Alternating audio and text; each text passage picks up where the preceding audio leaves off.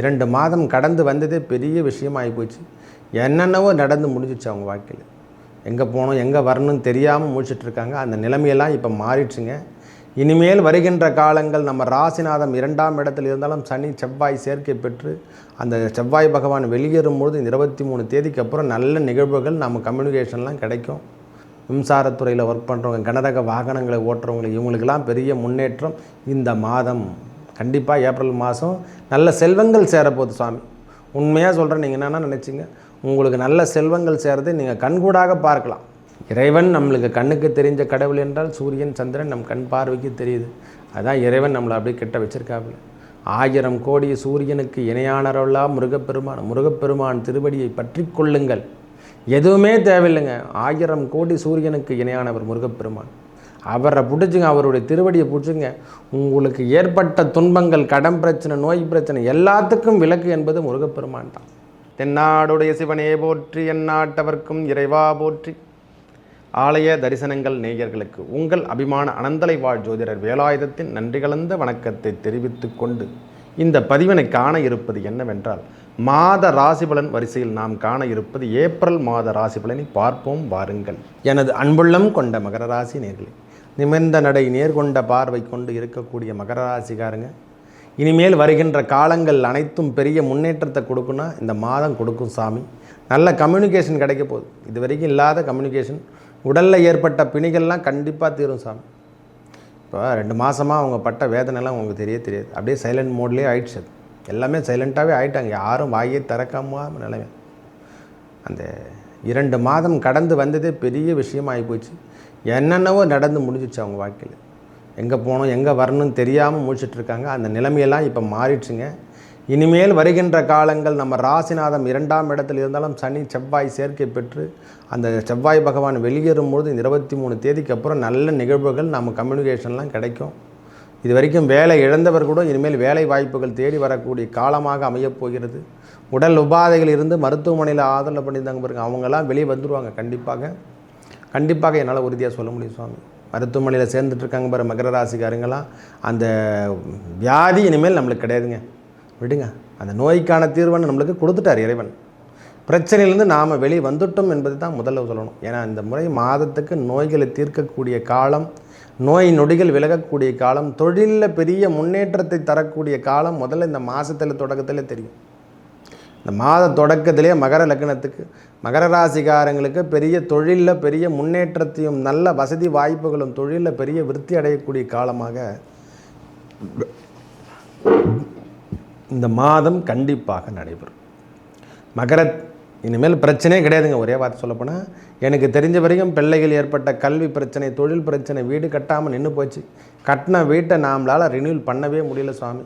இது வரைக்கும் தொட முடியாமல் தான் நாம் நின்றுட்டுருக்கோம். கட்டிட்டோம், ஏதோ பாரகுறையாக நின்றுச்சு. அந்த வீடு நம்மளால் ஆல்ட்ரேஷனே பண்ணலாம். இந்த ஆல்ட்ரேஷன்லாம் இந்த மாதம் தொடங்கக்கூடிய காலமாக வருது சாமி.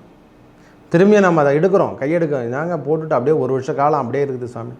இனிமேல் அந்த வேலையெல்லாம் கண்டிப்பாக வேலை செய்ய ஆரம்பித்து விடும். திருப்பி அதை நாம் புக் பண்ணி ஃபினிஷ் பண்ண தான் போகிறோம் சுவாமி. வீட்டில் ஏற்பட்ட சுந்துருவு, அந்த என்ன சொல்லுவாங்க, மந்தத்தன்மை என்றெல்லாம் மாறிடும். பயப்படுற விஷயமே இல்லை சுவாமி. சொத்துக்கள், அசையா சொத்துக்கள் நம்மளுக்கு கண்டிப்பாக வரக்கூடிய காலம்.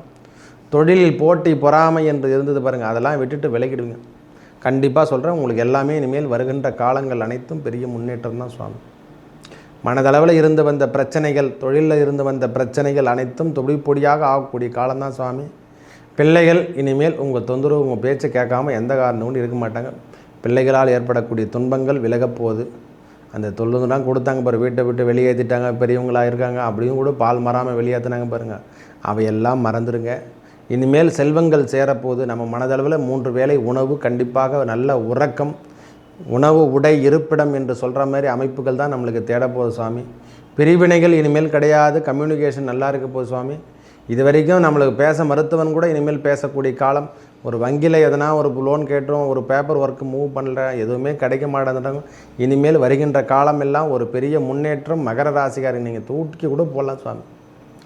எல்லாமே பெரிய லெவலில் தான் இருக்க போகிறீங்க மகர ராசிக்காரர். இனிமேல் ஒரு லெவலில் உயர்ந்த நிலைப்போடு தான் நம்ம மாறப்போகிறோம்.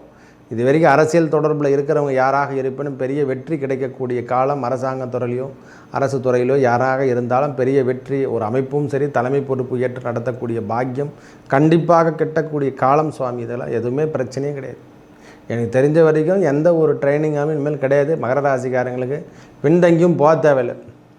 பின்தங்கியும் நீங்கள் போக தேவை. எலெக்ஷன் வேலை, இந்த அரசு உத்தியோகத்தில் ஒர்க் பண்ணுறவங்க, டீச்சர் ஆகட்டும், பெரிய விவசாயம் சார்ந்த ஒர்க்கர் ஆகட்டும், மின்சாரத்துறையில் ஒர்க் பண்ணுறவங்க, கனரக வாகனங்களை ஓட்டுறவங்களுக்கு, இவங்களுக்கெல்லாம் பெரிய முன்னேற்றம் இந்த மாதம். கண்டிப்பாக ஏப்ரல் மாதம் நல்ல செல்வங்கள் சேரப்போகுது சுவாமி. உண்மையாக சொல்கிறேன். நீங்கள் என்னென்னா நினச்சிங்க, உங்களுக்கு நல்ல செல்வங்கள் சேரதை நீங்கள் கண்கூடாக பார்க்கலாம். கண்கூடாக பார்க்கறது நீங்கள் கண்டிப்பாக. ஏன்னா சுக்கிர பகவான் 3ஆம் இடத்துல உச்சம் பெறுவது, அடுத்ததே 4ஆம் இடத்துல சூரிய பகவான் உச்சம் பெறுவது. உங்களுக்கு என்னென்னா எப்படி தான் இந்த திடீர் பண வரவுலாம் எப்படி தான் வருதுன்னே தெரியாது. முடிச்சுட்ருப்பீங்க, சைலண்ட்டாக இருப்பீங்க. ஆனால் மகர ராசிக்காரை பொறுத்த வரைக்கும் நல்ல ஒரு திடமான எண்ணத்தோடு இனிமேல் வருகின்ற காலங்கள் அனைத்தும் பெரிய முன்னேற்றத்துக்கு, அந்த பற்றற்ற வாழ்க்கை, இறைவன் பால் இருக்கக்கூடிய அன்பு, அதெல்லாம் யாராலையும் அவங்கள தவிர வேறு யாராலையும் கொடுக்க முடியாது. இறை பக்தி அவங்கள கேட்டோன்னா அப்படியே நிசப்தமாக இருப்பாங்க.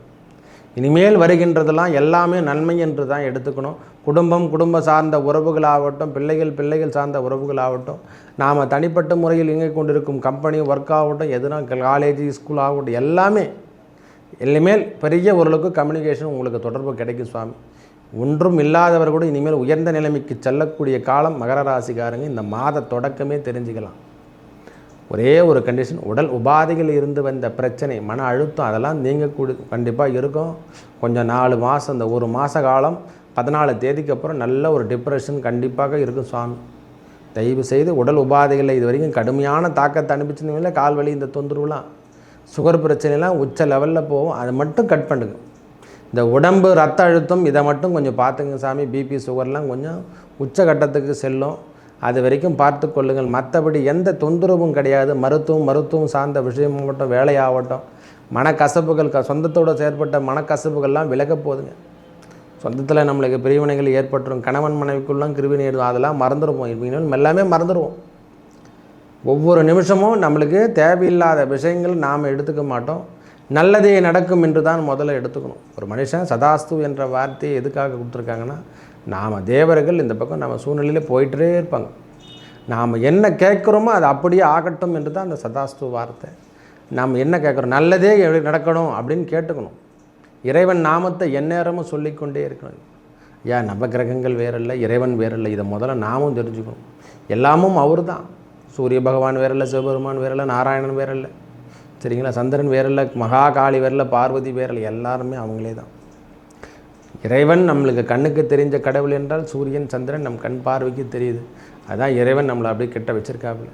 1000 கோடி சூரியனுக்கு இணையானவர்களா முருகப்பெருமான் திருவடியை பற்றி கொள்ளுங்கள். எதுவுமே தேவையில்லைங்க. 1000 கோடி சூரியனுக்கு இணையானவர் முருகப்பெருமான். அவரை பிடிச்சிங்க, அவருடைய திருவடியை பிடிச்சிங்க.